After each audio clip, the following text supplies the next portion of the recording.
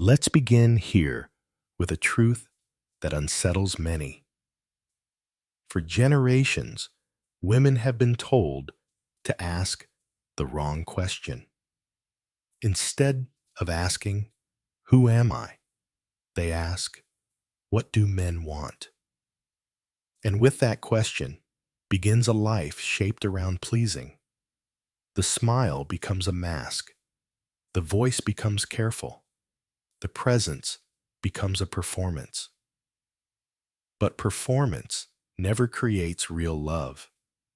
It only creates exhaustion. The mask may win attention, but it never earns devotion. And what remains behind closed doors is silence, loneliness, and a nagging sense that something essential has been lost. Before I continue, let me know where you're listening from in the comments. And if reflections like this resonate, don't forget to like and subscribe. Now, let us go deeper. The false belief is clear that love must be secured through adjustment, through bending, through being what another desires. Yet Jung warned that when the persona, the mask we show the world, dominates our life, the self is betrayed. The woman who tries to live only as a reflection of a man's wishes is divided inside. Her persona smiles, but her shadow gathers. In quiet moments, she feels the fracture. The gap between the mask and the soul grows wider. What draws a mature man is not this performance, but its opposite. He responds to presence that is grounded to joy, that is unmasked to words that flow from the center and not from fear. The male psyche, tested by years of shallow encounters, grows sensitive to what is real. It detects authenticity like a tuning fork resonating to true sound. He does not long for perfection. He longs for someone human, whole, and unafraid to live as herself. So the beginning of attraction lies not in chasing, but in turning inward, not in guessing at another's desires, but in answering the deeper question, who am I when I no longer perform? This is the foundation. It is here that the story of individuation begins, the path where masks fall, shadows are faced, and wholeness becomes visible. Because the woman who is at peace with her own being does not need to capture attention. Her very presence carries the quiet force of truth. There comes a moment when the mask begins to feel heavy. At first, the effort seems harmless. A softened tone, a polite smile, a willingness to hide discomfort. But slowly, what was once a choice becomes a duty. A woman begins to notice that she is no longer speaking her own words. She is performing lines written by someone else, and the stage never closes. This is the fracture, the first quiet wound beneath the surface. It is not dramatic, yet it is relentless. Every time she silences her true opinion, every time she laughs at a joke that unsettles her, every time she accepts less than she deserves, just to avoid conflict, the crack widens. She is praised for being easy, agreeable, flexible, but inside the soul begins to whisper, "I am vanishing."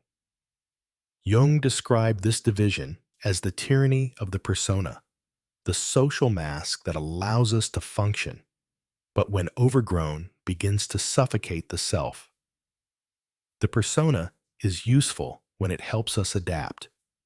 Yet when we mistake the mask for our real face, we lose touch with our essence.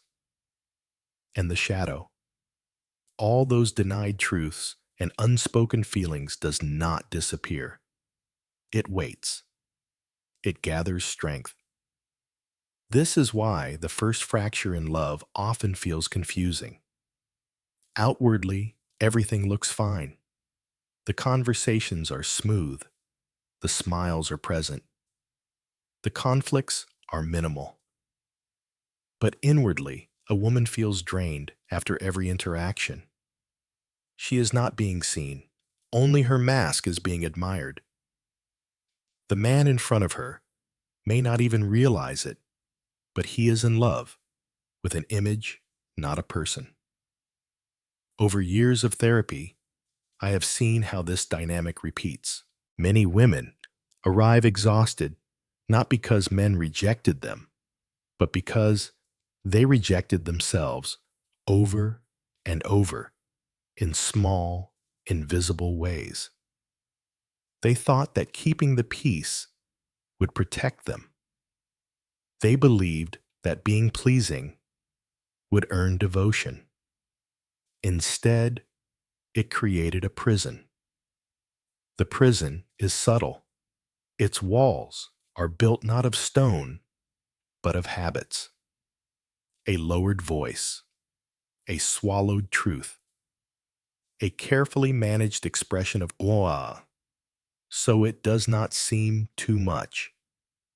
These walls grow taller with time until the woman forgets what her natural voice even sounds like. She looks in the mirror and sees someone polished, yes, but unfamiliar. The cost of this fracture is not only emotional exhaustion, it is also the erosion of trust. When you do not trust your own voice, how can another person trust you? When you cannot stand firmly in your own desires, how can someone feel secure by your side? A mask can create short bursts of attention, but it cannot sustain intimacy. In many relationships, this fracture reveals itself through cycles of silence and resentment. The woman tries harder to be agreeable, to anticipate needs, to never disappoint. Yet beneath the surface, anger builds. The shadow begins to leak out in sighs, in subtle withdrawal, in sudden bursts of tears. What was hidden now returns with force because the soul will not be silenced forever. Here lies the paradox. The very effort meant to secure love ends up pushing it away.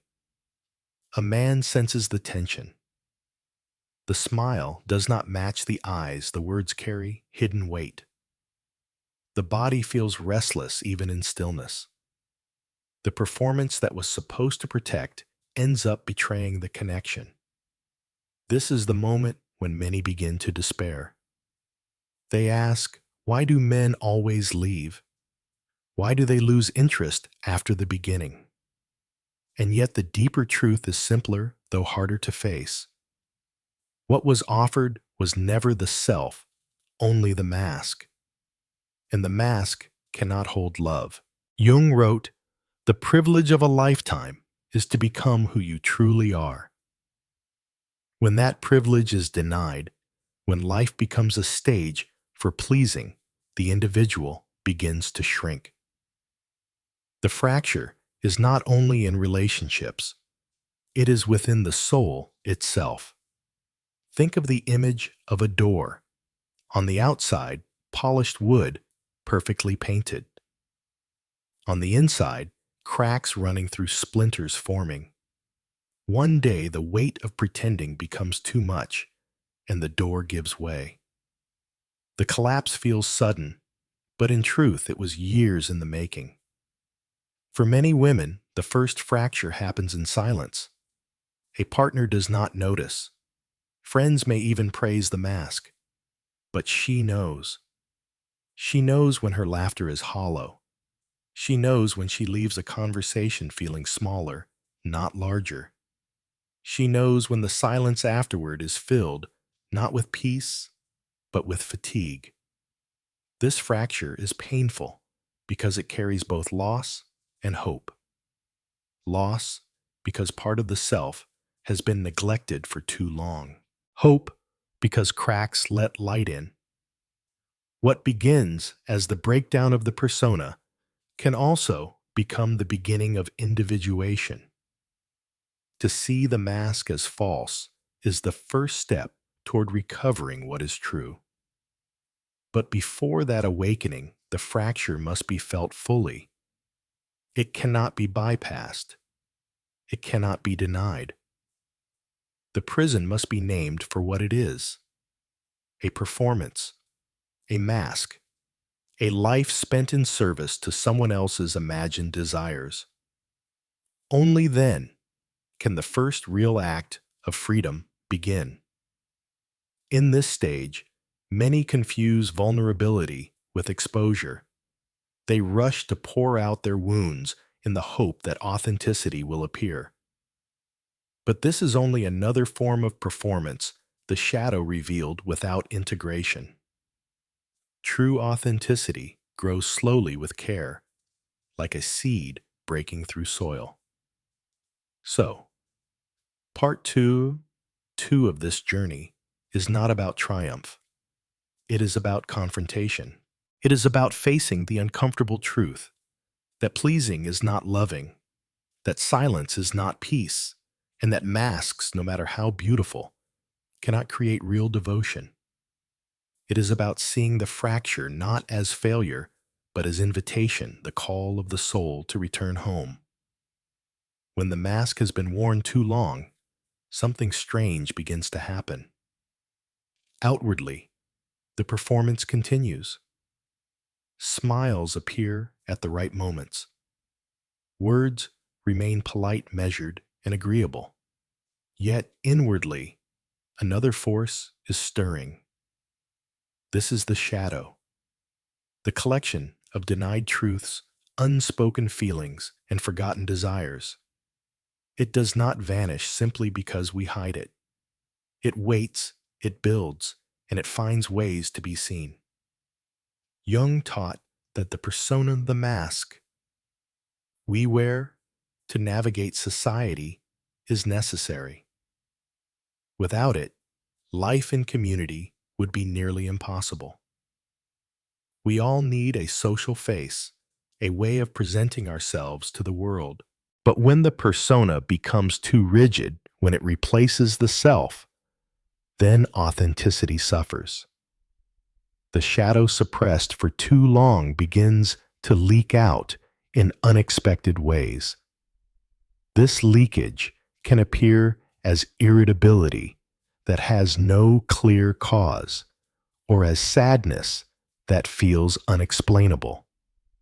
It can surface in sudden anger over small matters or in exhaustion after even simple conversations. The woman who always tries to be pleasing may notice that she resents the very people she tries to serve.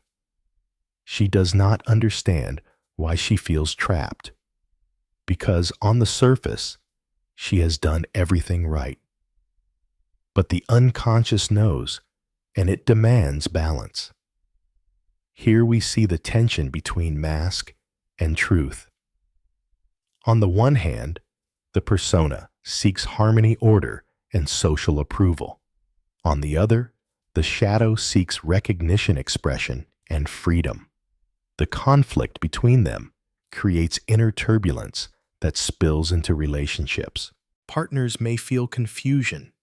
They sense warmth one moment and coldness the next, as if two different women are present. And in a way, they are the persona smiling and polished, and the shadow restless and unheard. Consider the mask of joy. Outwardly, it sparkles. It laughs easily. It reassures. It entertains. Yet if this joy is forced, covering unhealed wounds, it becomes brittle. A man may sense that the laughter does not quite reach the eyes. The tone may be light, but the body holds tension. The performance begins to crack, and what was meant to attract ends up creating distance. This is not because men are cruel or dismissive. It is because the human psyche, both male and female, instinctively detects when something is not whole. Just as we can sense when a painting is incomplete or a song is out of tune, we can feel when a person is divided inside. The nervous system of the other does not relax in such presence. Instead, it grows wary. The shadow also emerges through oversharing. A woman who has long suppressed her needs may suddenly pour out her entire story to a new partner. She confuses raw exposure with intimacy.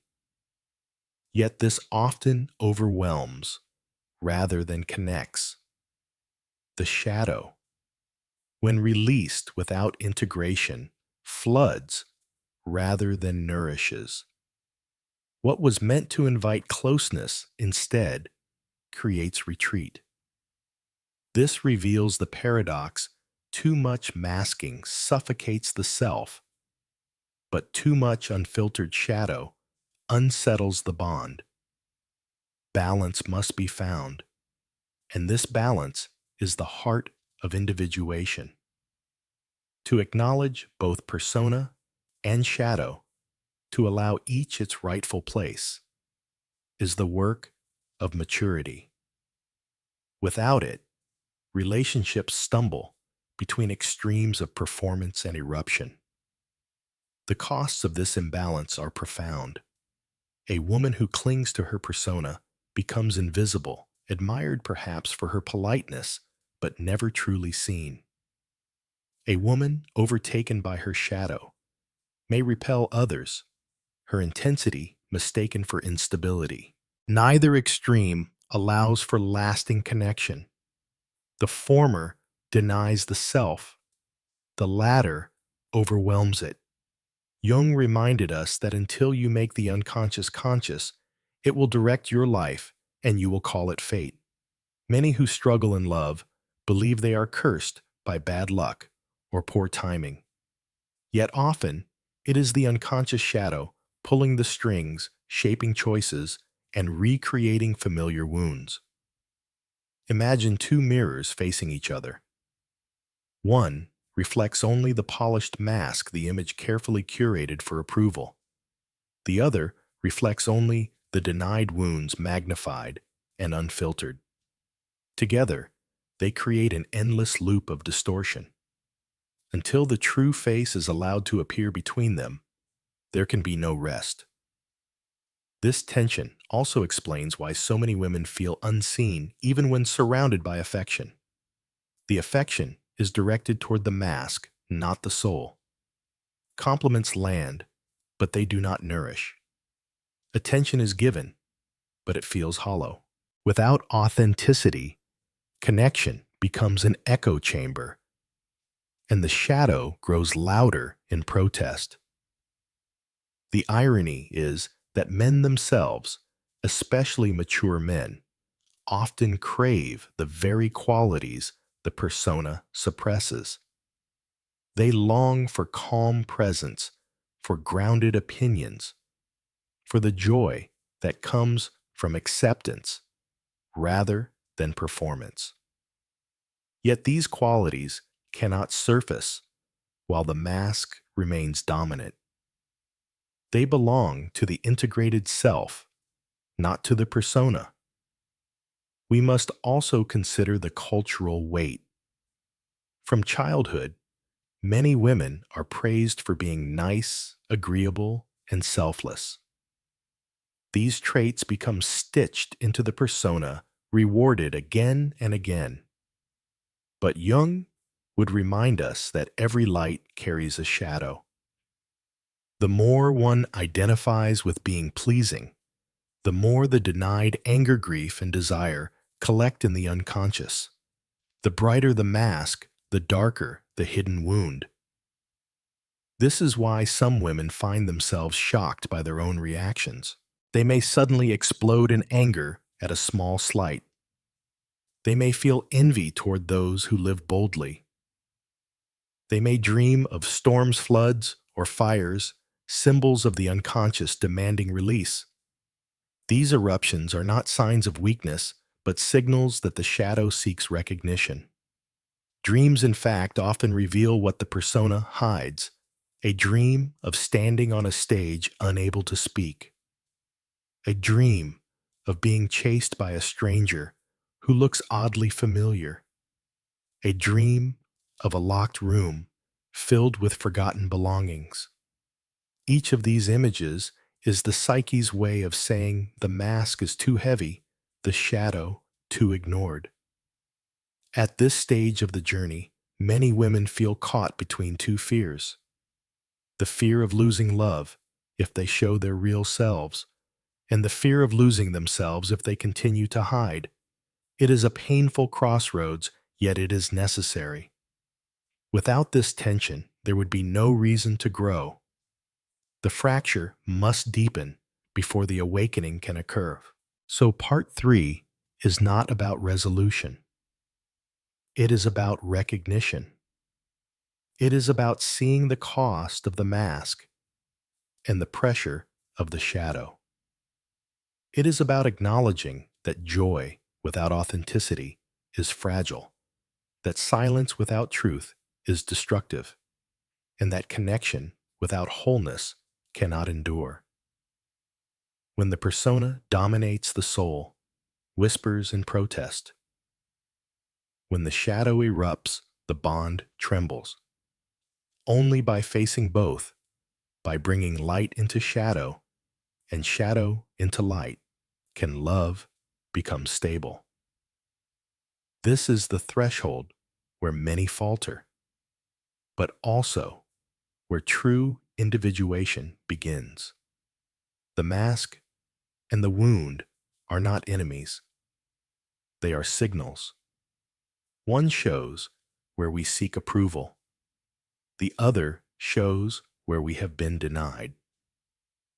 Together, they point toward the self, waiting patiently behind both roles. The journey forward will not erase the shadow or destroy the persona. It will integrate them, allowing a woman to live no longer in halves, but in wholeness. And it is in this very integration, painful though it may be, that real attraction takes root. Because the psyche does not long for perfection. It longs for truth. And truth, even when quiet, carries a force that no performance can match. There is always a turning point, though it does not arrive with fanfare. It is quiet, almost unremarkable, like a shift in the wind or a sudden clearing of clouds. After the long tension between mask and shadow, a woman begins to sense another way forward. She notices that her exhaustion is not inevitable, that the prison of performance is not permanent. And in this noticing, something awakens. The awakening begins with a simple but radical question. What if I no longer asked whether they liked me? What if I began to ask whether I liked myself? It is a small reversal, but it changes everything. Instead of seeking approval, she seeks alignment. Instead of molding herself to fit into another's frame, she begins to see her own shape clearly for the first time. Jung described individuation as the process of becoming whole, of allowing the fragmented parts of the psyche to reunite under the guiding light of the self. This awakening is precisely that, a movement toward wholeness. The persona is still present, but no longer suffocating. The shadow is acknowledged, but no longer erupting in destructive ways. The self long buried begins to speak. What emerges first is presence, not performance, not defense, not apology. Presence. The ability to sit in silence without needing to fill the air with words.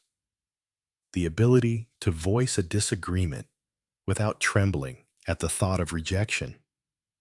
The ability to let joy shine without apology, or to admit sadness without shame. This is the beginning of authenticity. and it feels like a deep breath after years of shallow gasps. The paradox is that this authenticity, which asks for no attention, naturally draws attention. The nervous system of the other responds instantly. A man, especially one who has lived long enough to know the difference, feels it at once. He relaxes in her presence because it carries no demand, no hidden agenda. At the same time, he is stirred because what is rare is magnetic. In a world filled with performance, the real becomes extraordinary. This shift is not about techniques or strategies. It is not about learning how to impress more effectively. It is about ceasing to impress at all. The awakening woman discovers that her value is not measured by how well she pleases, but by how deeply she embodies herself. And this discovery releases energy that had been trapped for years in the endless labor of performance. Think of it as a candle placed in a darkened room. The candle does not try to outshine the sun. It does not explain itself or justify its glow. It simply burns, and in burning, it changes the space. Authentic presence works the same way. Without effort, it alters the atmosphere.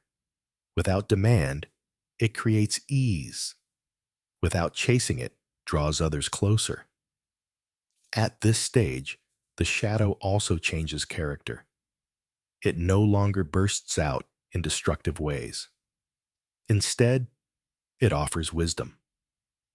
The anger once denied becomes the courage to set boundaries. The grief once hidden becomes the capacity for empathy. The longing once shamed becomes the drive for connection. When brought into the light, the shadow is not an enemy but an ally. It enriches presence with depth. This awakening also redefines joy. No longer the brittle smile of forced cheer joy becomes unmasked. It flows from a woman who has made peace with her story, who does not need to hide her scars or exaggerate her triumphs. Her laughter is not performance, but release, not a cover for wounds, but a sign that wounds have been integrated. Such joy is irresistible not because it entertains, but because it reassures. It signals that life, even with its pain, can still be lived with grace. In therapy, I have seen countless examples of this shift. The details differ, but the essence is the same. A woman begins to recognize that constant explanation, constant apology, constant striving are not required. She withdraws her energy from the endless project of pleasing and turns it inward, cultivating her own presence. Almost immediately, her relationships shift. Where once she felt she had to prove her worth, now others begin to prove theirs to her. The dynamic reverses, quietly but powerfully. This is not manipulation. It is resonance. The psyche of the other feels the change and responds accordingly. The man no longer feels he is evaluating a candidate for approval. Instead, he feels the urge to show himself as worthy of her presence. This shift of energy is profound because it restores balance. Love ceases to be a performance and becomes a meeting. We can imagine this moment symbolically as standing at a threshold.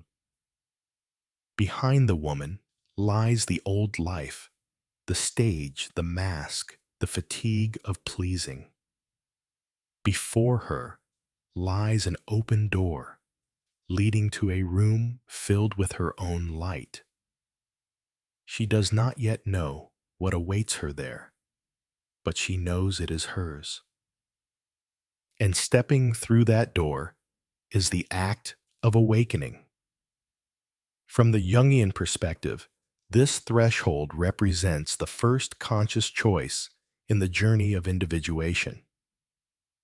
It is the point at which one ceases to live primarily for outer approval and begins to live from inner truth. This does not mean rejection of others, but rather a reordering.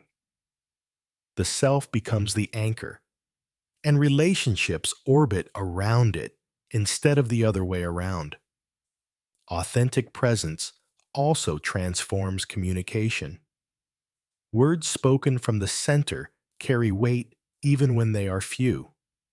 There is no rush to persuade, no frantic need to be understood at all costs. The rhythm slows, the tone steadies, the silences become meaningful rather than threatening. Listening also changes. Instead of listening in order to respond or to fix, she listens in order to be with. Such listening is rare, and it creates a depth of connection that surprises both partners. Awakening also means reclaiming sovereignty. Emotional sovereignty is not coldness or distance.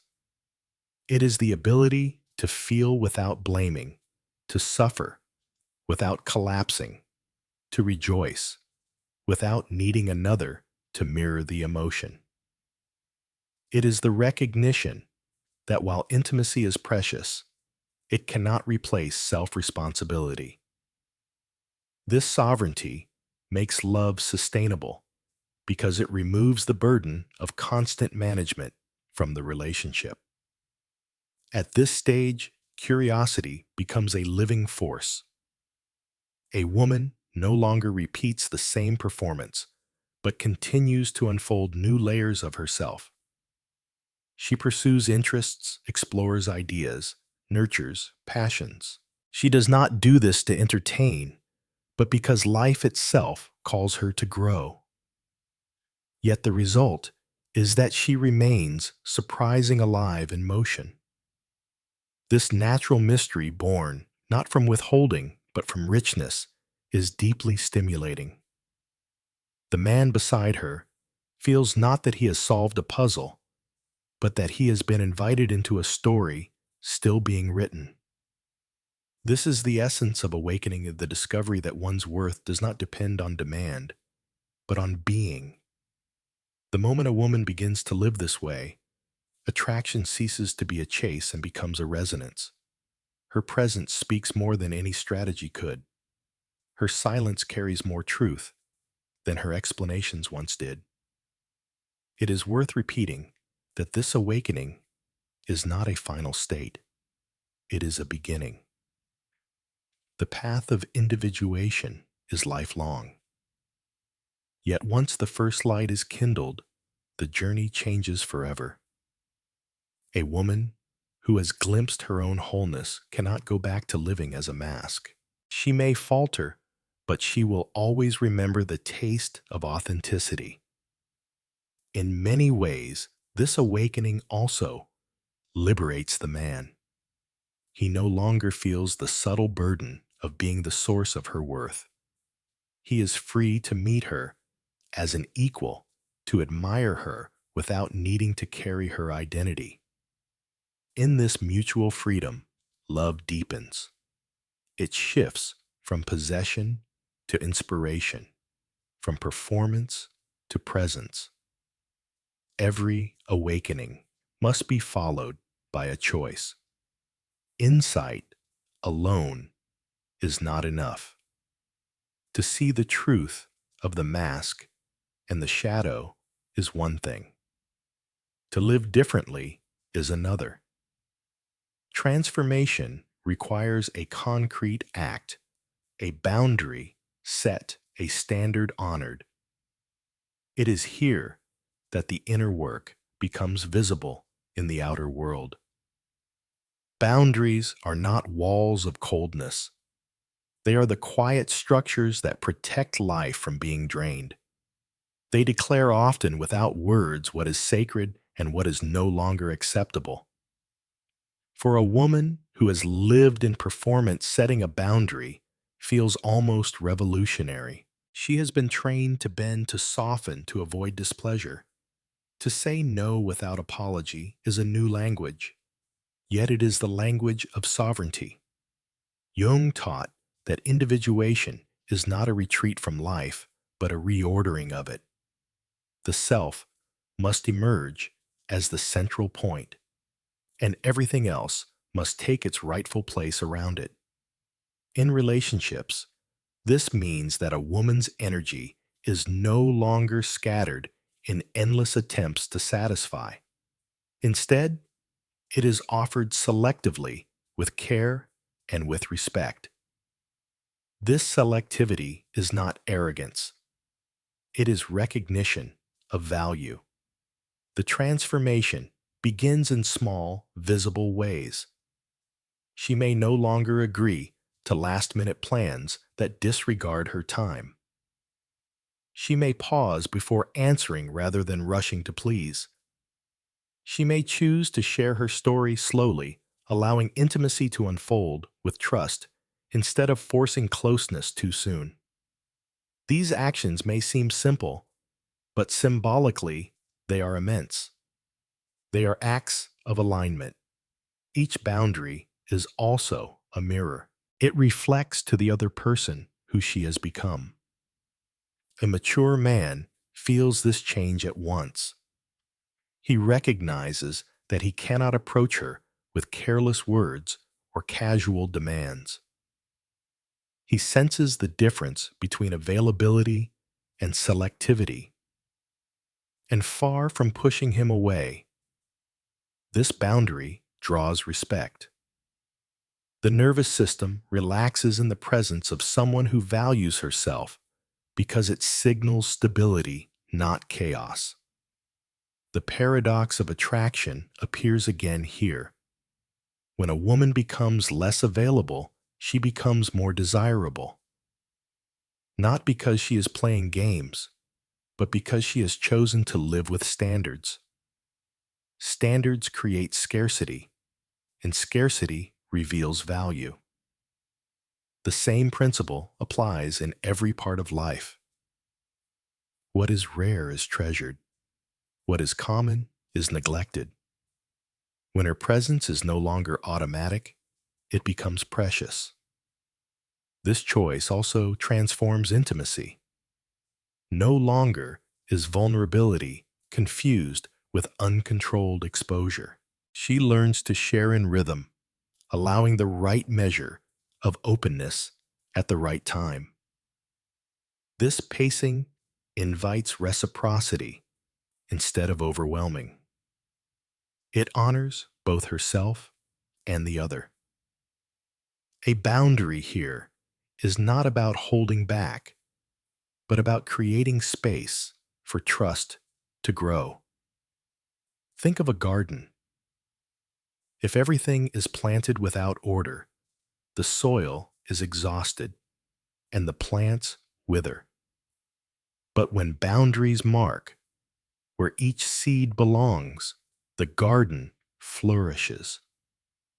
In the same way, boundaries in love create structure for intimacy to thrive.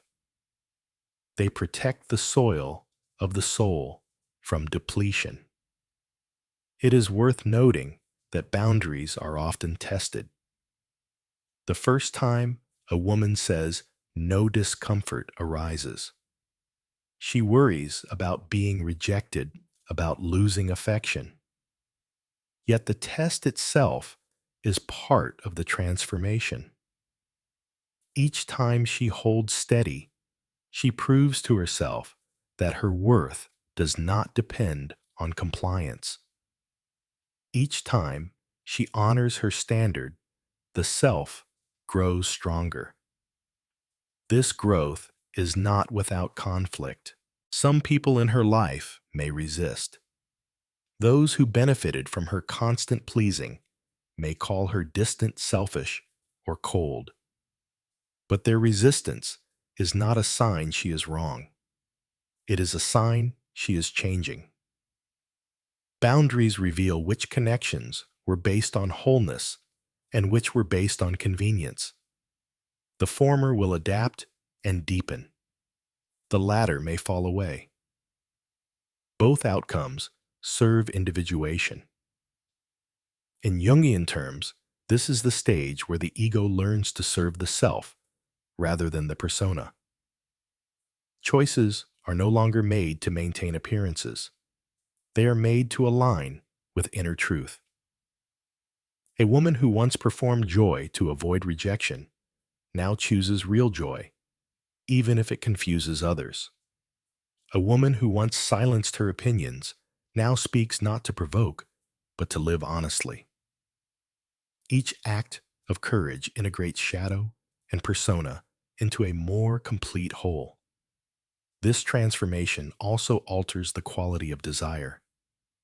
When she is no longer fully transparent, a natural mystery returns. This is not manufactured withholding. It is the mystery of a soul in motion. She continues to grow, to evolve, to discover herself. A man who stands beside her senses that he is not entitled to all of her at once. He must walk with her, learn with her, and earn the unveiling of her depths. This rhythm sustains curiosity, and curiosity sustains attraction. Emotional refuge also takes new form here. Because she no longer confuses support with sacrifice, she can hold space for another's vulnerability without losing herself. She does not attempt to fix or rescue. She does not collapse under another's sorrow. Instead, she offers presence, steady listening, compassionate. This is the boundary that separates love from fusion. It allows her to be close without being consumed. Transformation is also seen in generosity. Once, she may have given from fear, hoping her devotion would secure love. Now, she gives from abundance. Her generosity is free because it does not drain her reserves. She can celebrate another's success without needing to own it. She can offer support without expecting repayment. Her giving is no longer a strategy, it is an overflow. Perhaps the greatest sign of transformation is stability. Not perfection, not control, but conscious stability. She feels emotions without being ruled by them. She experiences conflict without dramatizing it. She distinguishes between what truly matters and what is temporary noise. This calm presence is not cold, but deeply magnetic. It offers reassurance that love can exist without turbulence. All of this is the fruit of choice. The awakening opened the door, but boundaries build the house. Sovereignty is not achieved through ideas alone. It is achieved through repeated acts that align with truth. Each yes that is genuine and each no that is firm becomes a stone in the foundation of a new life. It must also be said that this transformation is not a one-time event. Boundaries require maintenance. Choices must be renewed. The old habits of pleasing and performing will try to return. Yet, each time she stands firm, the path of individuation grows clearer. She is no longer living in halves. She is whole. So, Part 5 marks the moment where inner insight becomes outer structure, where awakening becomes embodiment, where sovereignty is no longer an idea, but a lived reality. The woman who once lived sacrificially now lives selectively. The woman who once performed now chooses. And in those choices, she becomes not only more attractive to others, but more at peace within herself. This is the essence of transformation. It is not loud, it is steady. It is the quiet strength of a life aligned with truth. And from this strength, the final stage emerges integration, where boundaries and presence weave together into a lasting lesson for the soul. When the journey reaches its end, something remarkable is revealed. The woman who once lived to please no longer asks the question that shaped her past. She does not wonder endlessly, what do they want? She now asks a different question. Who am I, and what do I choose to give? This reversal changes everything. Attraction is no longer a strategy. It becomes a natural expression of wholeness.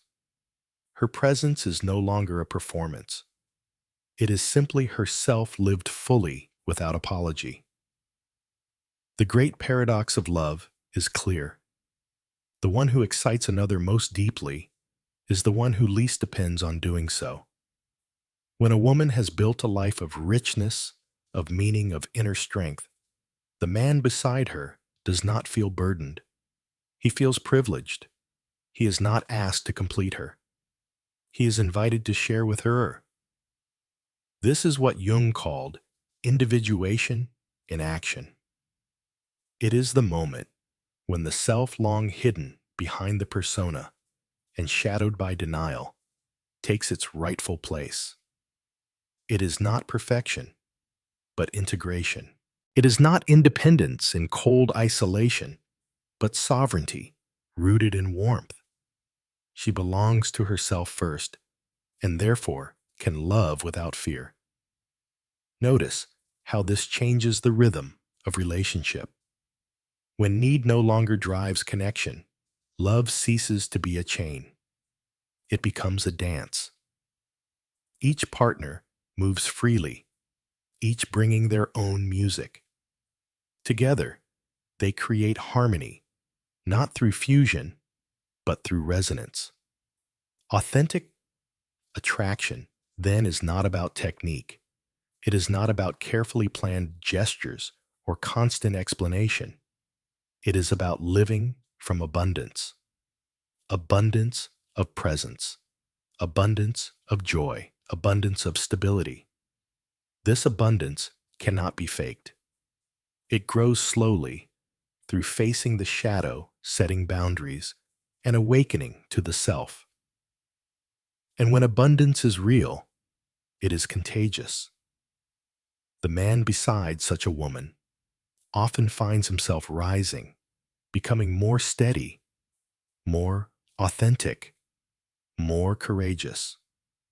Not because she demands it, but because her presence inspires it. Love at this stage is no longer about rescuing or fixing.